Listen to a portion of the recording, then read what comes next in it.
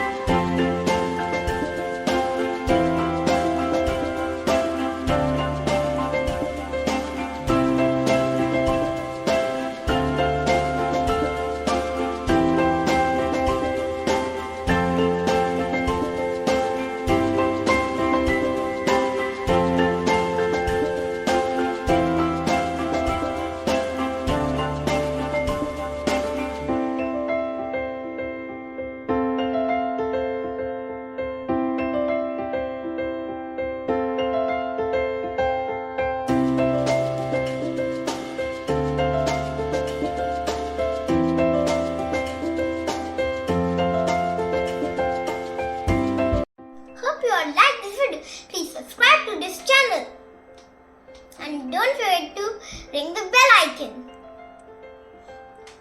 And if you want to learn drawing from numbers 1 to 20, so you can watch my previous video. I made in my previous video drawing from 1 to 20. The link is given in the description. Let's meet in our next video. Bye bye.